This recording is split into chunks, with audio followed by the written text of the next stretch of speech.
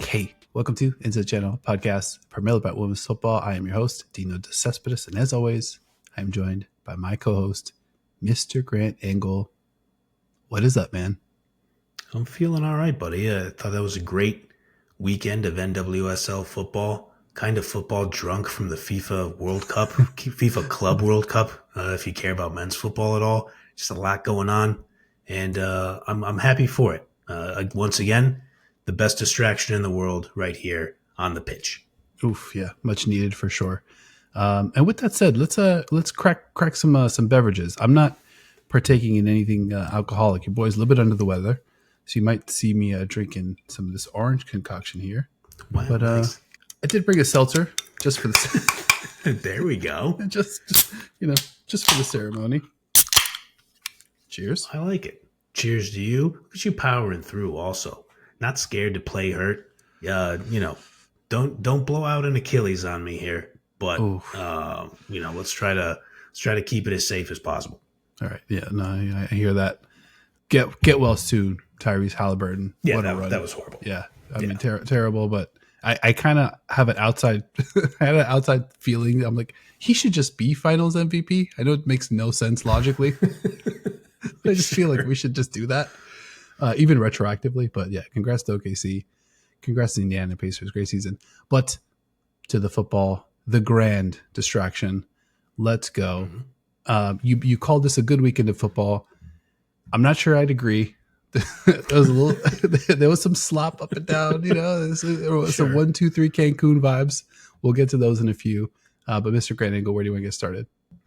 Let's take it back to the original formula. What do you say we go chronological order through the weekend? And I got another idea on top of this. We're doing this show a day later. This is the Sleepy Boys Football Network. As everybody knows, we're recording these late at night. We got full-time jobs. We're doing our thing. You got a young son. There's a lot going on here. But let's go through chronological, and we're at the halfway point of the season. What do you say we kind of talk about what we've seen in the first 50% of the year and what we're looking forward to seeing in the second 50%? I love it. Let's go. A little journey through time. Let's get started. Kansas City Current 1, my Angel City 0. I thought Angel City hung tough. They just had the one little hiccup of not really being able to get the ball near the goal in any dangerous areas. And then KC kind of cruised, but I think also maybe kind of really misses Debinha. I don't know. You're kind of our resident KC guy. What'd you see in this one? I think KC is very obviously mastering the lurk, where they will just allow the opponent to just have the ball, kick it around in their own half, like you kind of alluded to, not really present too many dangerous situations defensively from KC's perspective.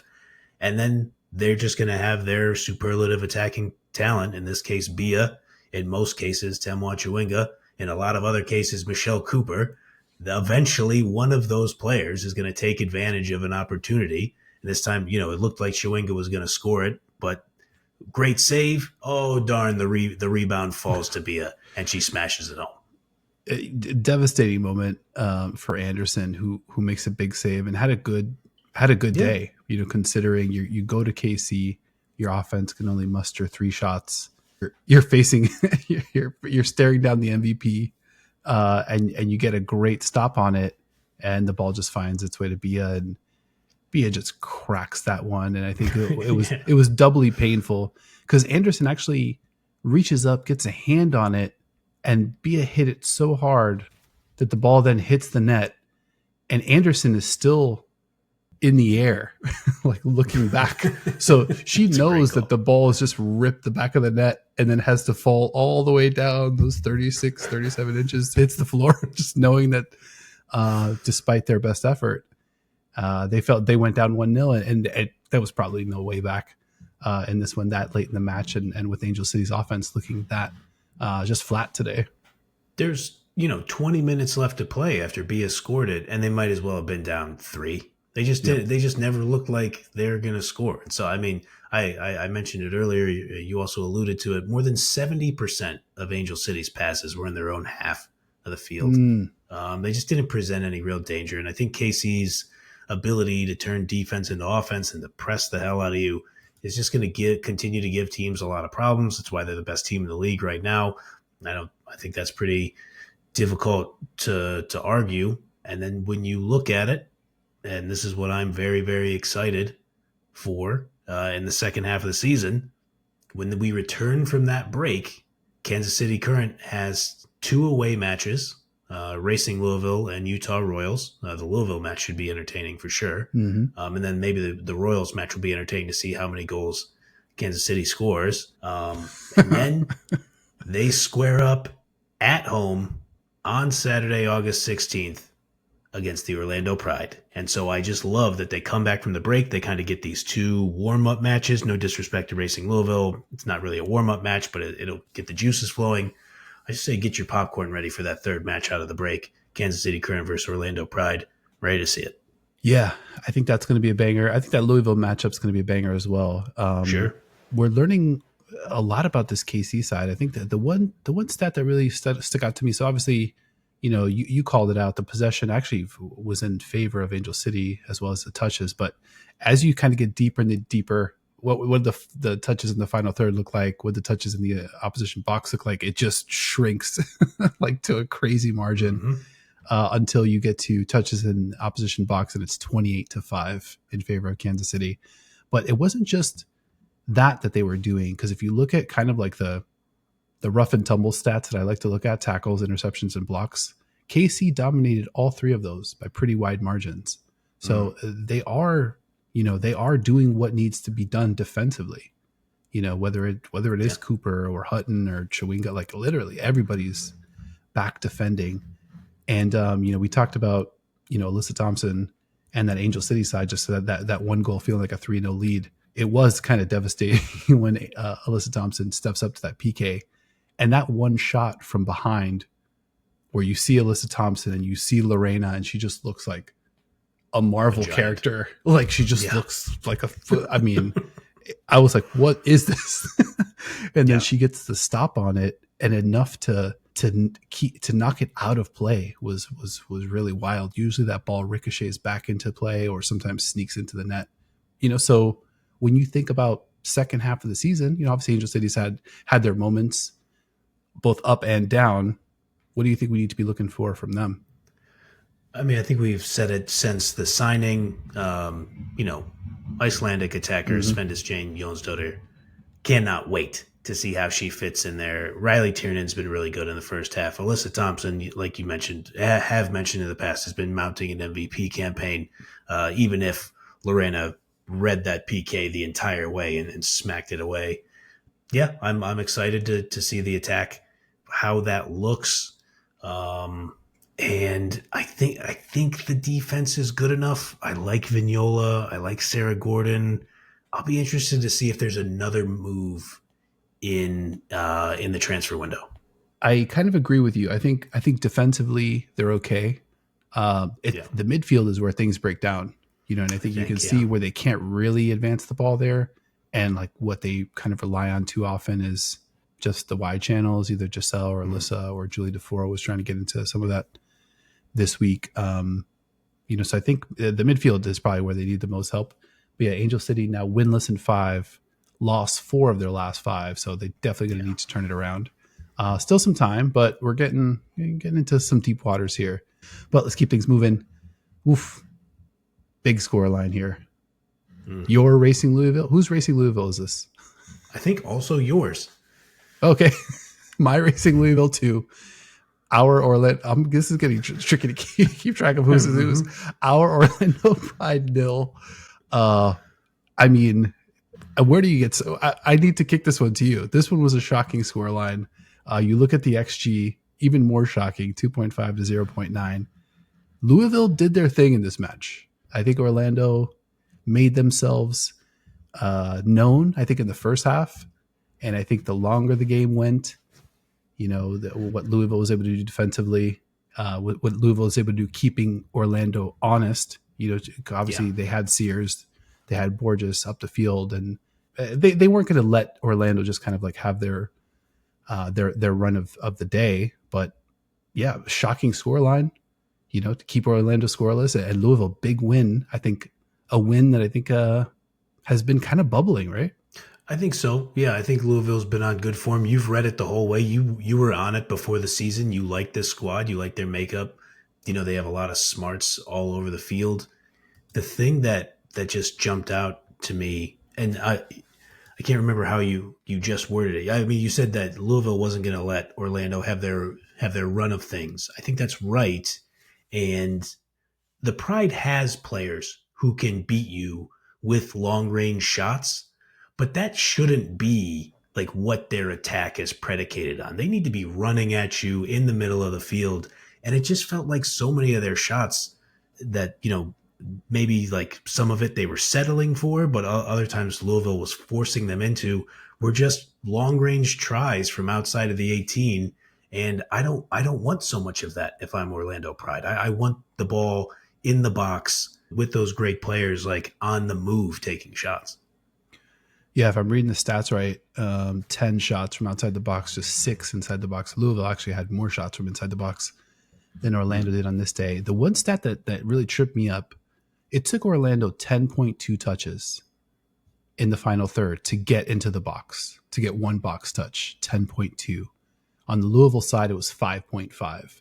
So Louisville Wow. much, much more efficient getting there, doing more with their chances.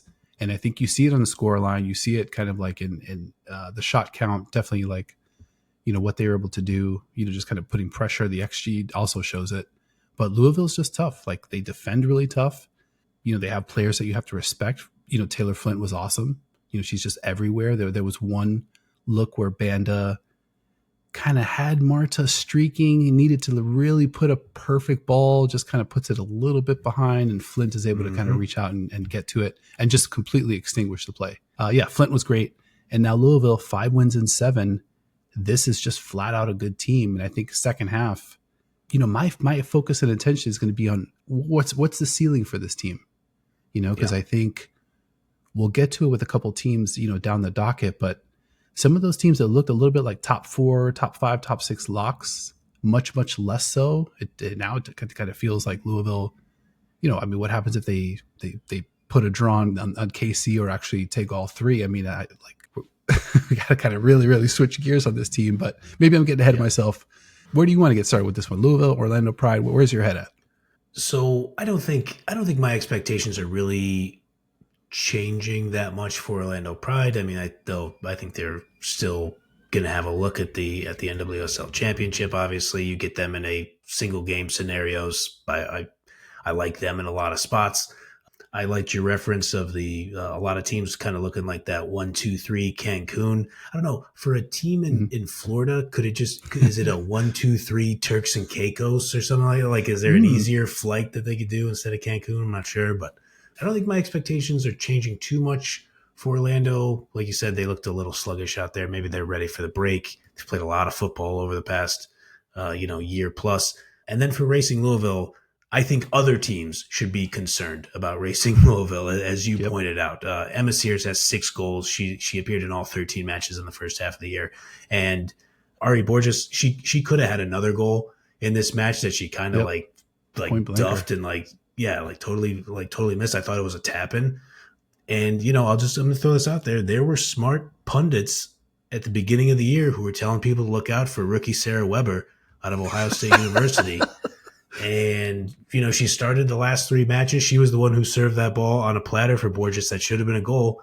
And these last 3 matches that she started, she's picking up more minutes. I like the look of Weber out there too. Another scrappy attacking player for Louisville. Yep. Also draws the foul that becomes the PK down the line. So yeah, Weber definitely announced herself in this one. She was happy to mix it up. A player that's kind of fun to watch, but let's shift gears. Utah Royals won, and that plucky team from the Pacific Northwest, Seattle Reign, 4. Unbelievable. An offensive barrage. 4 goals. One that no one on the show thought that a team like this. No, I'm just kidding.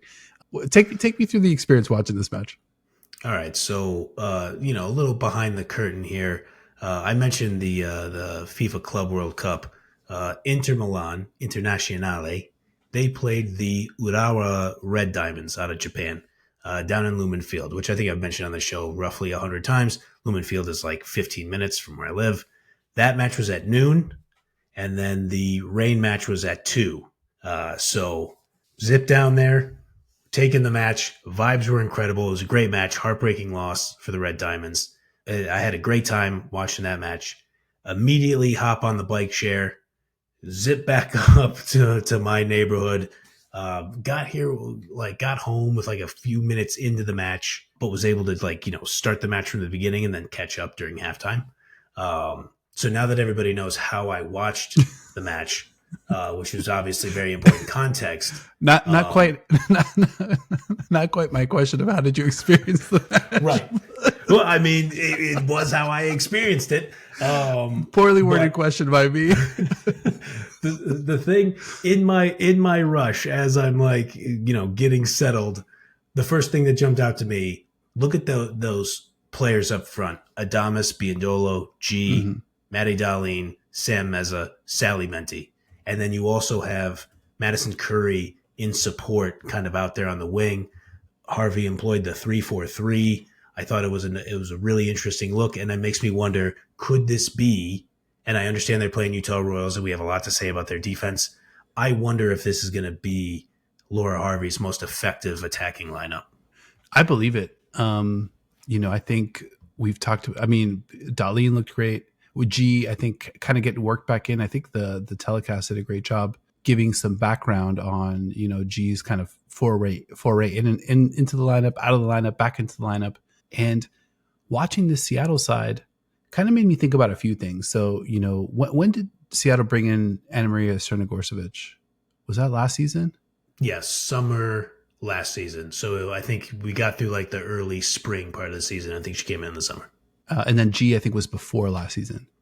Yes. So, obviously we've been talking about the Reign since last season, but, pretty consistently. And I think each of those 3 moves for those veterans, Ji So-yeon, Anna Maria Crnogorcevic, Lynn Biondolo, in a vacuum, you look at those and you're just like, is that really like what we need here? Like we can't score a goal. Like, is that going to solve it? But I think what happened was those veteran players, Laura Harvey kind of like, and this is a real, masterstroke, understanding, okay, I have a Maddie Darlene, I have a Sam Meza, Adames, Jordan Bug, like how do we elevate the whole thing? And those players, even though in the moment didn't seem like, okay, these players are going to solve our goal scoring problems. Turns out it wasn't necessarily a goal scoring problem. It was like more of like a team makeup problem. And I think bringing on those vets, Laura Harvey, to your point, moving those pieces around, figuring out what's the attacking unit that we can put together. She seems to have kind of unlocked that you don't want to put too much into, Utah Royals, kind of blowout. I think coming into the season, I think no Reign player had more than 2 goals. Coming into this match. Right. But I definitely like the makeup. I like the balance of like vets and young players, mid-career players. And it just keeps, as a defense, keeps you on your heels. Yeah, I think that's right. And, Laura Harvey told me last week that she had a conversation with G, and, I was a little surprised, but not that surprised that she had said it at the press conference, but said that she told G, I need more from you in these matches. And, anybody who knows anything about G and her pedigree from Chelsea Football Club, she's up for it. I've had to talk to G after a loss last season, and she doesn't take losing very well. So I'm guessing that she probably takes coaching pretty well and says, okay, coach, you want me to be better? I'll show you what I got. And it looks like she's kind of unleashed that in the last 2 matches. Yeah, absolutely. And I think Seattle, a team 6 wins last season, they've already notched 6 wins this season in half the time. Yeah. Looking ahead, I mean, a lot like Racing Louisville, I don't think this team is made up in the same way. But I'm really curious, as these tough matches start to kind of hit the calendar, how good is this Seattle team? Are they like sort of like a second 4 team, like a 5-8 kind of playoff team? Are they a fringe playoff team? Are they knocking on the door of the top 4? Probably need, some more evolution, but that's the beauty of this break. I really think, and I think this is another key thing that I was thinking about. A couple quick points here. And I was thinking about this when I was watching the Dash. I'm like, the Dash looked better than last year, but Yep.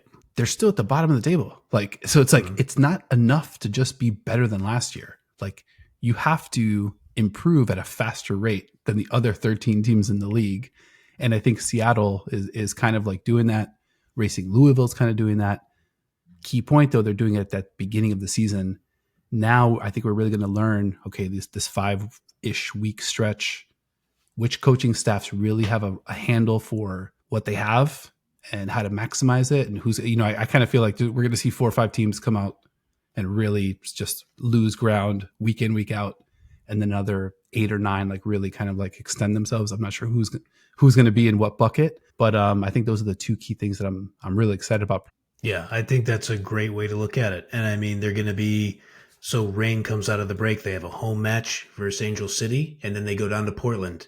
And we'll talk about them later, but it looks like there's going to be a Pacific Northwest fight for maybe that last get a home match playoff spot, the number 4 seed. Like you're saying, how are these teams going to jostle for position?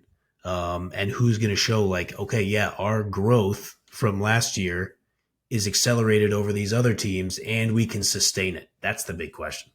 Absolutely. And I think, from the vets, you need health. From the young players, you need, growth. And then you need chemistry kind of across the board. And, the other thing, all 14 coaches and coaching staffs are watching tape, so, these doors are closing. And I also got this feeling watching Orlando. I'm like, this team, not much worse, if at all worse than last year, It's interesting. But the whole league is like, damn, like leaps and bounds. I mean, and this is what happens in a young sport. It happens quickly, but super cool to watch. Just glad that we're on this side of things and we don't have to chase these superlative athletes around the pitch ourselves physically. So that's good. That's a good thing. Let's go ahead though. Gotham FC 2, my Bay FC. Gotham. Nobody's got Gotham, right? Nobody's Gotham FC 2. My Bay FC 1. No, the Bats beat. Obviously, I'm an objective journalist, but the Bats beat Seattle Reign in the championship in 2023, and in a similarly tragic way of what happened to Tyrese Halliburton, where Rapinoe pops her Achilles 6 minutes into the match. And that was the first thing the shadow executive producer of this show looked at me and said was like, "Whoa, that's very eerily similar to what happened to Rapinoe." It's just terrible luck. Wow. Yeah, that's a bummer. Yeah, just sorry, total non sequitur. Also, no, sports has a weird way of just kind of like, there's only so many stories in sports, right? So it's like weird to kind of see them like such mirror images across sports and across time. But looking at this Bay FC side, it's weird. This was the biggest disparity. So obviously they lose 2-1. The XG in this one, 2.9 for Bay FC, 0.7 for Gotham.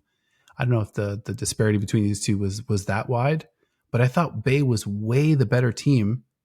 And then you look at the 2 scoring opportunities. It's like Bay is a young team. I think Montoya specifically, that's one of the teams that they've got to do some work strategically and just kind of figuring out, because they have a lot of pieces and they have like a lot of good comparable young players. It's not an easy job what they're going to have to figure out how to do. But I thought Bay was way the better team. Bay goes up 1, and then Esther gets that goal in the 30th, where Alyssa Melançon's kind of, not super duper locked in, playing 1-2 with Emmy Allen, and then Szczepanski just kind of like swipes it, and then Esther. It reminded me of the movie Casino when he catches the 2 like scammers, and then he like. He's like, tell your friends we don't fuck around this place. That's what I thought when Szczepanski steals the ball and Esther just punches it in. I could just picture Esther be like, yeah, you don't fuck around this place with me just lingering around here, okay? That's fair. Yeah, I can see that. I mean, that's a rough giveaway. I think to your larger point, like Bay looked like they should have won it. They just need more consistent quality. And you could even mention it, and we like Melançon as a player, and she'll get another look at the national team, but you have to have a consistent level of quality all across the field if you're going to play, a good side like Gotham or really any team in this league. Hawking got the first goal.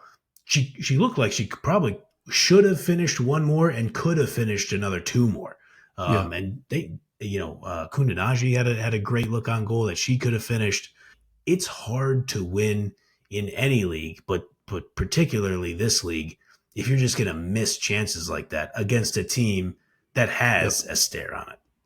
A team that's not going to miss chances like that. Right. Because this team is not really able to generate that many chances, but where they've invested is in like, all right, well, if we do get something, we've got the players that can kind of finish. That one Jace finish, when was that later? Definitely later in the match, 55th minute. Mm-hmm. Those two touches, I mean, that's some Marvel character. That's some Brazilian jiu-jitsu. That's some UFC. The dexterity, the creativity, just off the charts. That's the reason why I love Jace as a player. I'm so bummed that she's in Gotham. I just really don't like watching Gotham. And then the last quick note, I thought Amoro's, his celebration at the end said it all.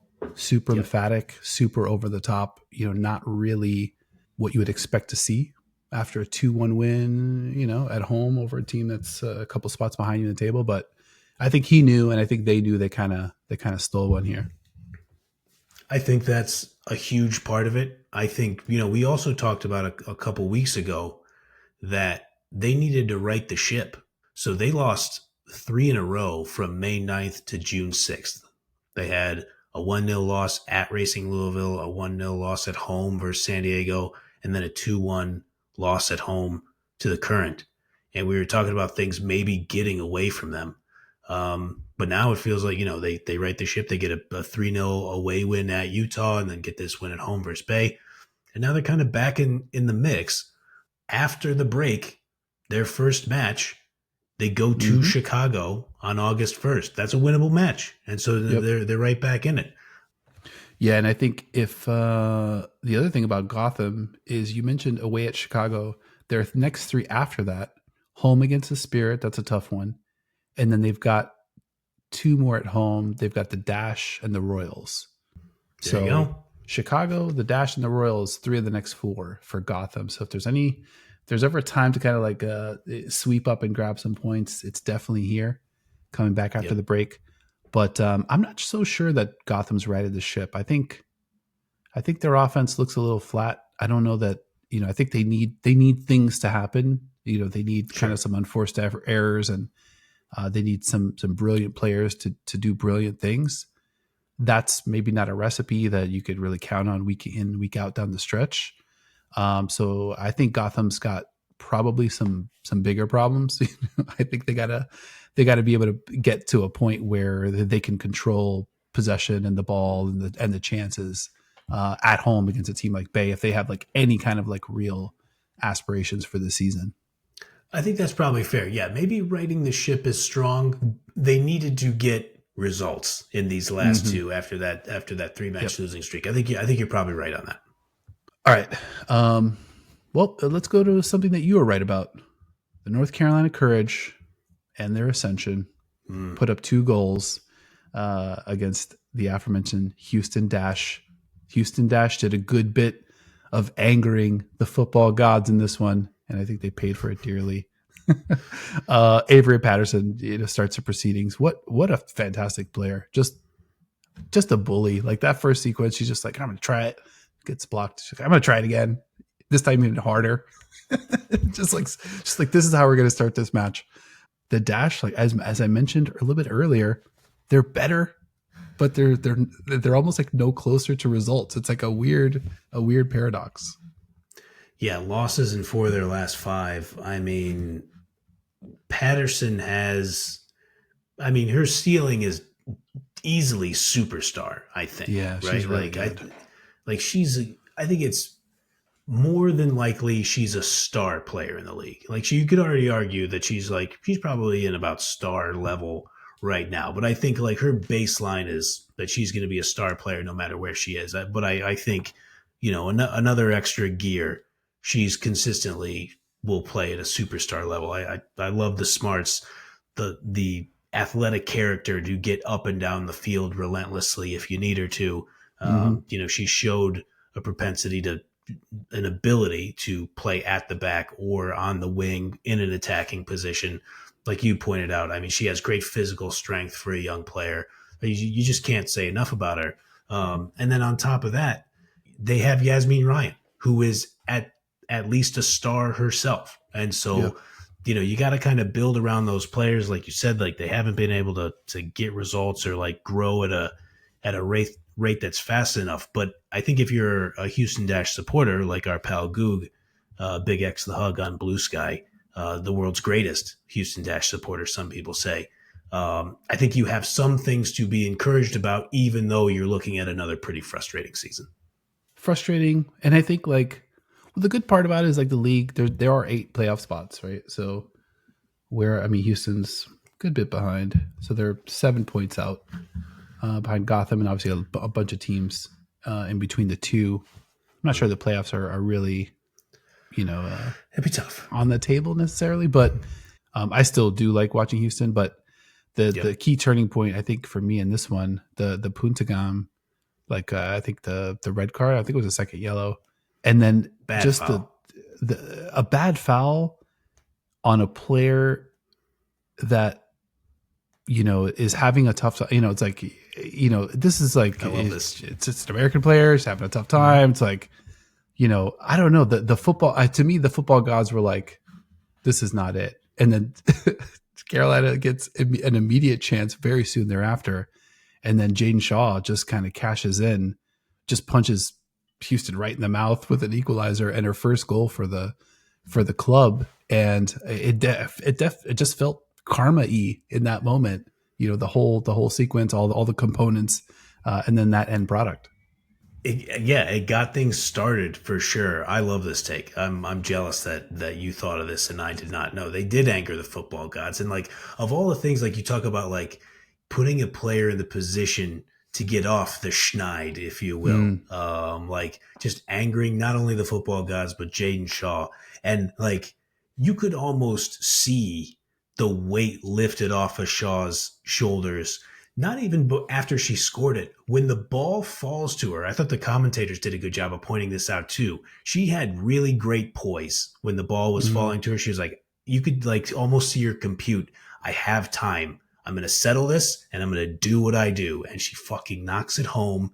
And like, I felt relief for this young player as well. It's just like, okay, we all know you're good. You have to start playing well. Like, everybody's accountable in this sport, but that was really nice to see. Absolutely. And I think it just circled back. It closed the loop really nicely on your take about North Carolina and like their momentum basically coming into the break. And it's like, it wasn't a piece that we necessarily talked about, but what a piece if you're able to, if Jaden Shaw is able to end the season with, I don't know, 5 or 6 goals and 4 or 5 assists, like that's just massive for the courage, because you've got those other players like Manaka, Shinomi, and just kind of like things happening offensively that are super interesting. Betford obviously comes in, gets the winner, and then just that's the final. The football god gavel just crashing down on whatever Houston was hoping to take from this match. But yeah, I think they're definitely coming on. I think we're witnessing a little bit of a change in identity on the fly in North Carolina, which is interesting. Yeah, I think that's spot on. Ryan Williams continues to look consistently great. I thought she looked like one of the best players on the field in this one. Yeah, and you just think about the talent all over the pitch. Even if, let's exclude Shaw from this list because she hasn't been playing well, but we know what her ceiling is.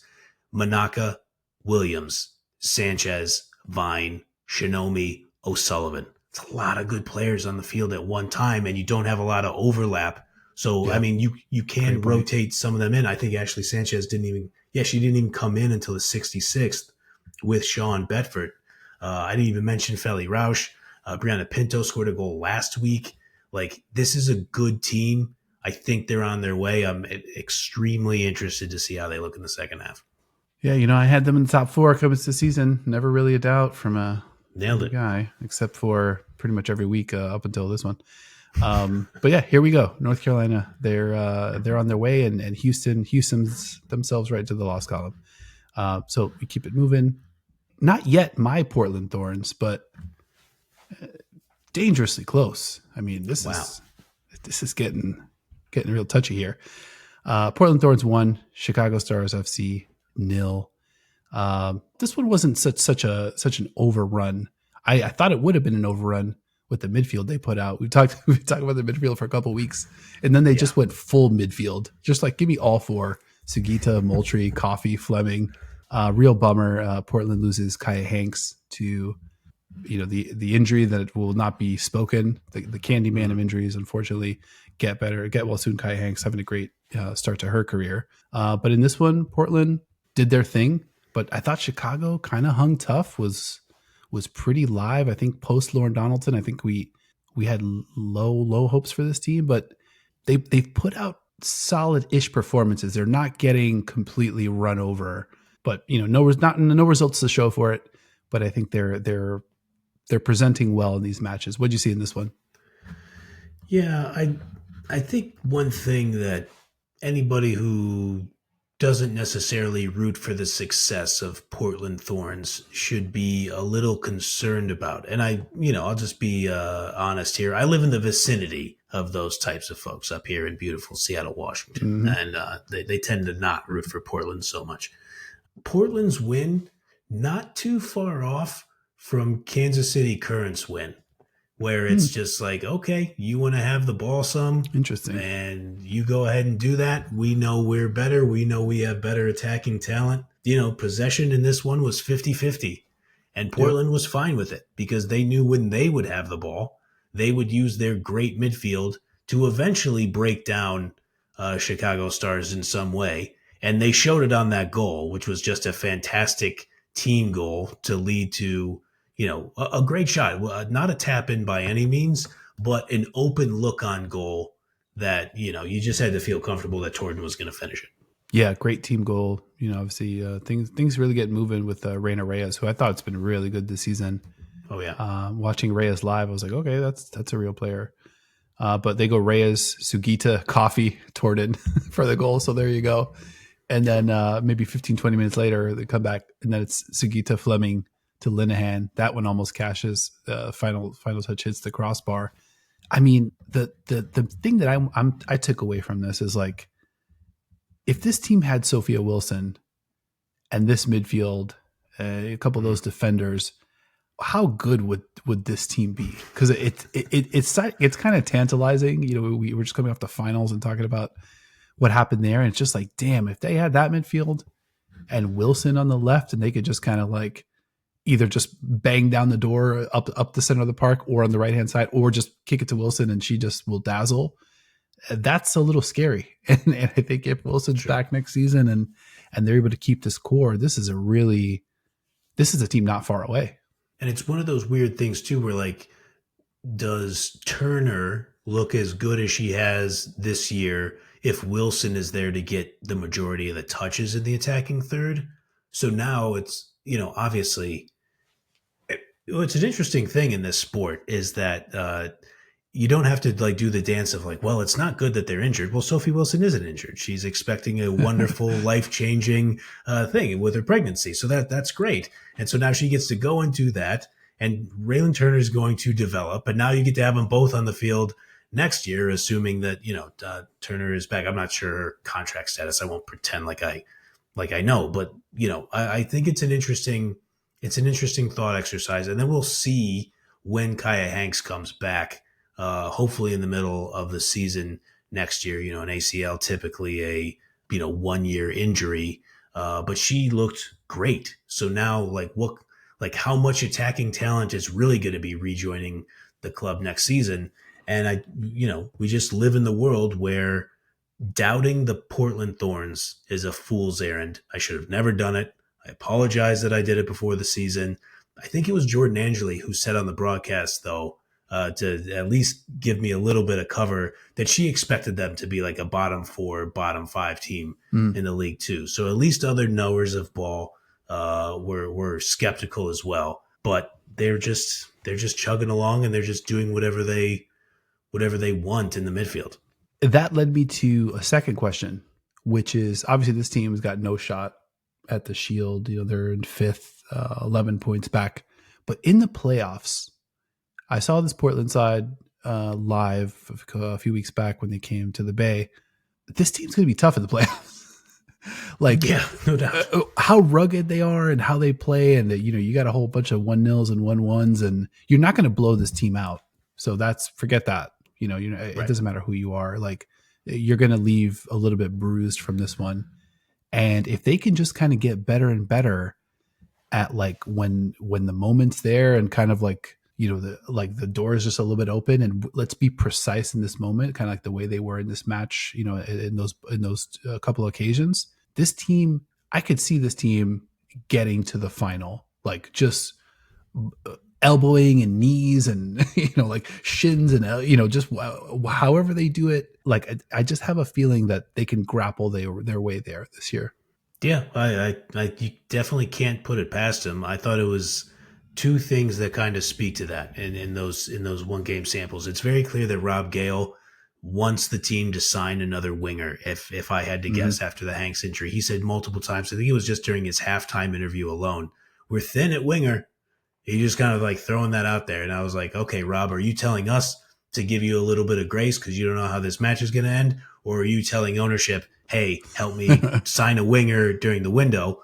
And I think Peyton Linehan threw her hat in the ring because she came out firing. She took her season high 4 shots. One was on target, but she was clearly trying to use like her 25 minutes of play to show Gale like, hey, maybe I'm that winger you might want to consider. But then the second thing, when you talk about the playoffs, Olivia Moultrie leads the league in passes into the penalty. Sam Coffey is tied for 9th. Moultrie leads the league in key passes. Coffey is number 4 in the league. And Coffey is number 2 in the league in progressive passes. They're just going to move the ball through the midfield, and they have 2 players who can do it. And in one game sample sizes, one key pass, one shot creating action could lead to a goal creating action. And that's how they could snipe teams that may be higher than them in the semifinal or even the final. And that's the beauty of the midfield. It's like, yep, you have a midfield that can string together 3 key passes. Like, they can just do it. Like Sugita, Coffey, Moultrie. I'll bet on all like in a high leverage moment with the finisher at the end of it over the course of 90 minutes. They're going to put it together at least once or twice. It doesn't really matter what you do on defense. The finishing is where I think what's going to make or break them. But I'm going to be really excited to see how far they go. And I think coming into the season, I couldn't have been less enthusiastic about both of those players, Moultrie or Coffey. I love Sugita. I'm a Fleming guy for sure, but for whatever reason, Coffey, Moultrie, they just didn't.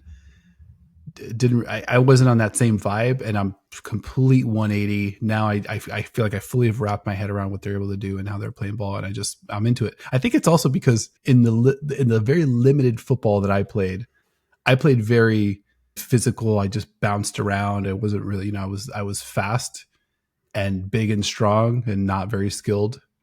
Sure. So I was just like, all right, I'm just going to do fast, big, strong things. So it's like this Portland midfield. I'm just like, let's fucking go. I want all of it. I want like the whole, like, the all 22 tape. Give me all of it. No, I hear that. That makes a lot of sense. And they can wear teams down over the course of a match, like an individual match doing that. So I think it speaks to your point of why they'll be dangerous in those one match samples. I just want to say for Chicago, I know it's been an outright disaster. I know you and I were rough on the club for their firing of Lauren Donaldson. I remain a Lauren Donaldson supporter personally. I like the instincts of Haley Makovich in goal. I think she has some skill. Mm-hmm. Obviously, this is Alyssa Nair's final season. Looks like they might have a succession plan after that. And I just want to shout out real quick, 28-year-old Portuguese winger Nadia Gomes. She's played well this season, at least in the matches that I've seen her. She was the USLW Player of the Year in the NorCal division for the San Francisco Glens Soccer Club last year. And I just think it's cool to see a 28-year-old player kind of get this look in the NWSL and make good on it after a good campaign. I think she had something wild, like 16 goals and 7 assists maybe in the USL last year. So it's just cool, like when you see a 28-year-old kind of get a look. And, long may it continue. I want to see her play more in the NWSL. Yeah, no doubt. I mean, it's you just don't know where it's going to come from. Like I think we'll Yep. we'll get to a player like Kenza Dali here when we get talking about San Diego, but that wasn't a player that I'm just like, oh wow, what's Kenza Dali going to look like when she gets to San Diego? I was just like, okay, all right, that's a professional footballer, but I mean, a player like that's kind of nudging her way into the all 11 conversation for sure. But let's get to it. The match that closed out the weekend: San Diego Wave 0, Washington Spirit 0. The XG battle, not much more to say there, 0.8 to 0.7. This one had its moments. I felt like San Diego, controlled a lot of it, did a lot of San Diego things, but ultimately Washington on the other side, those toughness stats, like they were there for it, pretty well positioned defensively. You can kind of see that either that was the game plan or San Diego made that the game plan for them. It's like, you better be back here or we're going to just pelt you for 90 minutes. And that's basically what happened. Washington protected it and San Diego wasn't able to break through. Yeah. Goalkeeper match for sure. Hell yeah. Kingsbury was great. Sheridan had some great moments too. Two of the better keepers in the league. They're third and fourth on the table.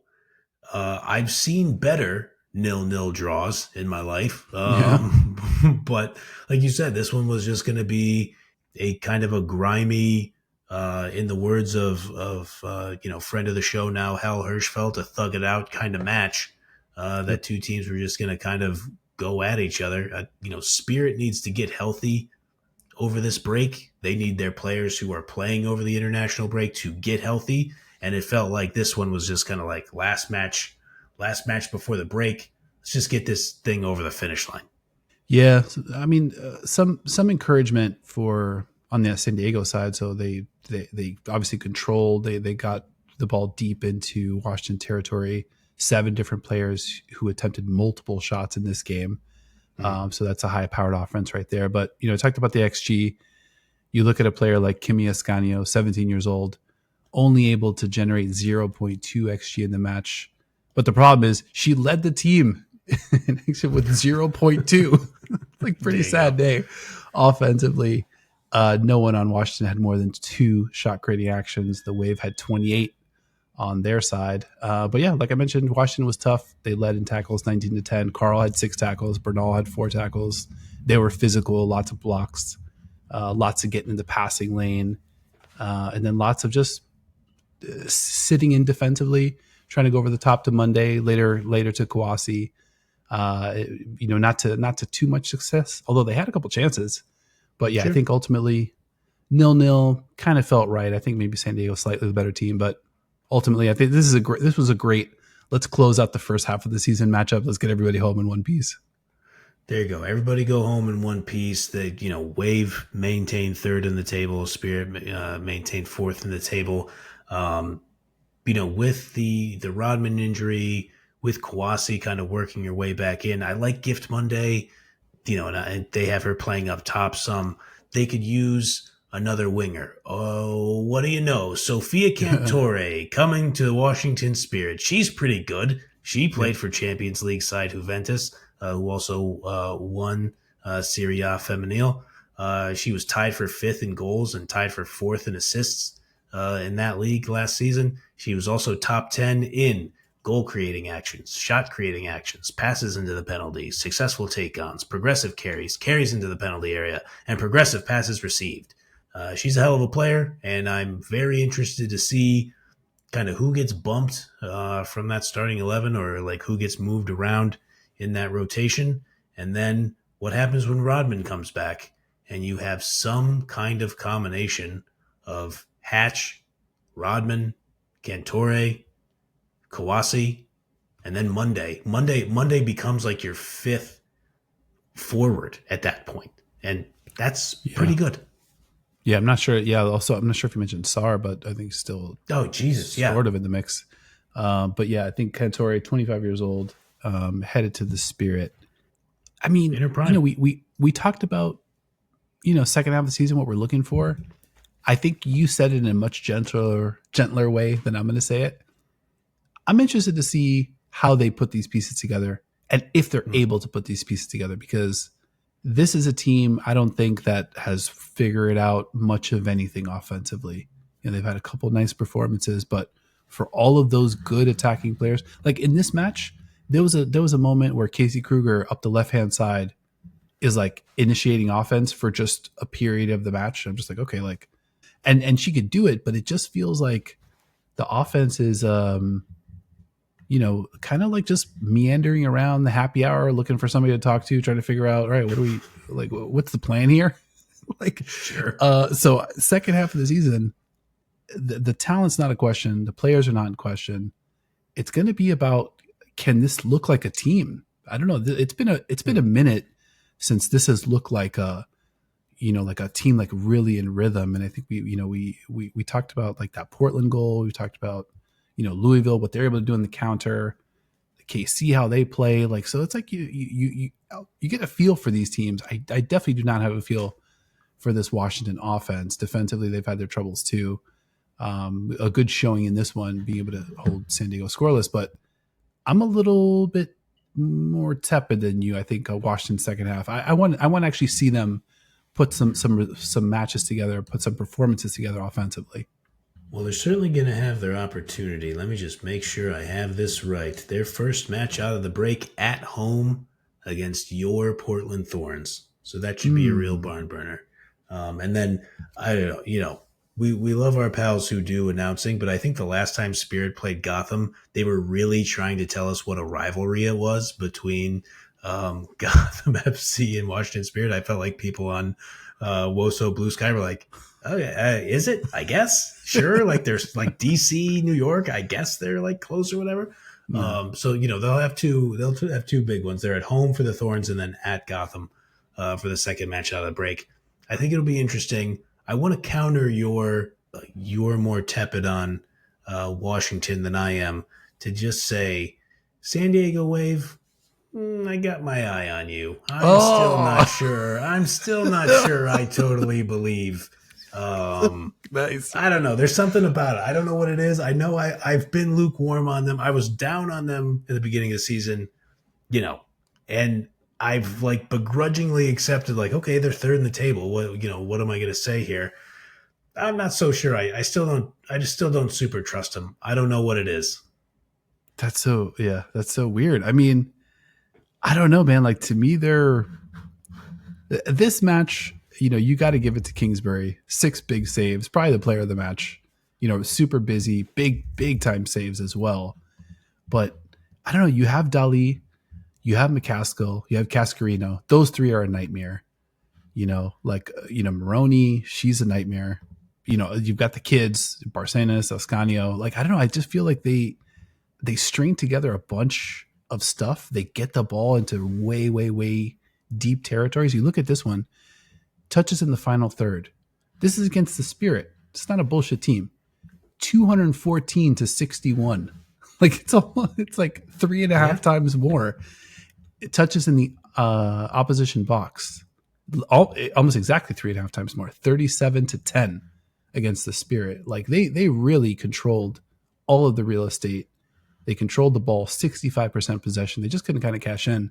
And I think they're just tough. Like, they've got good players up and down the pitch. I heard Jonas Eidevall in the telecast just giving the referee a ton of shit because he kind of felt like the Spirit were milking a delay, and he just was damn near losing his mind. So you kind of we're getting a nice look into how San Diego's playing and maybe what the vibes are there. They're probably just super high strung, very tense, like very like let's get it done.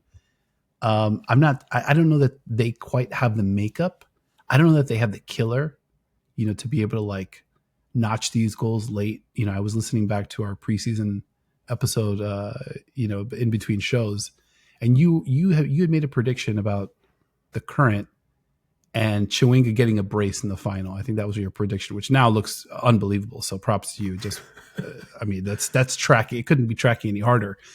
But the part that you're right on about is like in a match like that, you need that player. You need a Temo Chewinga. You need an Olga Carmona. You need, an Aitana Bonmati to like elevate above. You already got the best of the best, and you need somebody to elevate even higher than that. And I think where San Diego's strong, you need one more piece. You need the person that's going to just basically slam it home each and every time. a la Temo Chewinga. I'm not sure they have that, but what they do have is working at a very, very high level. We'll just kind of see how much legs it has down the stretch. I think that's a good way to put it. And I was gonna get to this last show. The one thing that I'll hang my hat on for some of my skepticism, and this is obviously, we're largely a real G over XG show, but not when it fits my agenda. Oh, Is that is that San Diego Wave is way outperforming their XG, their non-penalty goals minus expected goals is plus 10.7, which is way the best in the league. Next highest is Angel City at plus 4.4. So I just, like Cascarino, she can score out of nowhere. Like, you already know what time it is there. I just don't know if they're in the big spots. And it probably speaks to what you're saying. Like, you know what it is with Cascarino and Dali, but in the big spots, are they going to be able to create in the middle of the field the way they might have to when a defense is really compressing you and forcing you to do those things? It might be Cascarino, actually. You talked about, we've seen her do it at Lyon, obviously. And we'll see who it ends up being, but I think they'll be pretty live. But I definitely still want to see some evolution. I think they're gonna have to figure out some of the scoring, and apparently, 10.7 real G, not enough for my guy over here. He wants to see a little bit more if possible. Got high standards. I don't know what it is. I don't like, and nothing against Adavall, but I don't know. I just want to see like how the team continues to gel in the second half. Maybe it's, and I mean, obviously you're closer to it than I was, but like the way he left Arsenal, it's just, I got questions.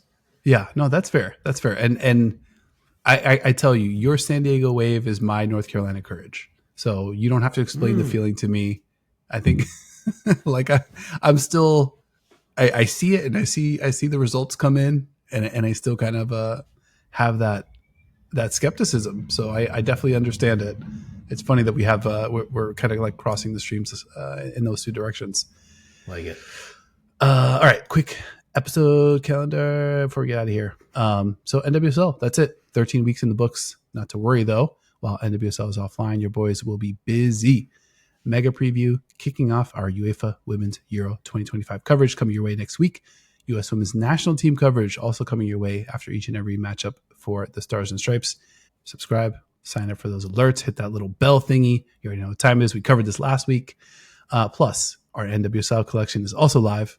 Tons of awesome, great gear there. The only place I buy my Wilso attire, you already know. Link in the show notes of this episode. All right, man. I think we did it. This has been an episode of Into the Channel. Anything else you want to hit before we get out of here? Before I get to my outro? No, I think we've done it. Covered every match, chronological order, back to the tradition. That felt nice. I think that was the right way to do things for this week. Yep, journey through time. All right, now this has been another episode of Into the Channel. Thank you for watching, hanging out. If you enjoyed the show or love women's football as much as your boys do, make sure you're kicking it with us each and every single week, twice a week, 3 times a week. We'll see. It's getting to the busy hours. Your boys, I mean, I was hitting some weights this week. I was getting some cardio. I got to get ready for this stretch run here. Not to mention we're expecting, maybe a future midfielder or future center back, I think, due August 22nd. I'm excited about that. So we got to get everything lined up, but that's for another show. Leave us a review over your favorite podcast app. We want to hear from you. We love hearing from you. Links to all of our socials, except one in the show notes of this episode. A big thank you to my co-host as well, Mr. Grand Angle, for 13 weeks of NWSL. I mean, here for all of it. And I think as we kind of like, as we reroute the jet across the pond over to that football taking place in Europe, I already know my guy's going to be ready for it. And I'm excited to kind of keep the journey going, man. There's going to be a lot of football, a lot of excitement. And pretty much no other co-host that I could do this with, I don't think. Likewise, buddy. I'm excited. I mean, and it just neatly wraps up. They did it so the percentages would work out favorably for us. So we just know 50%. Love it. Euros break. Then we do the other 50%. What else could we ask for? Same goes to all of our pals on the internet, always dropping knowledge in the comments. letting us know what we're missing, putting us on game in several other ways. Couldn't ask for more from there as well. Thank you, everybody, for rocking with us, and we will see you all next time.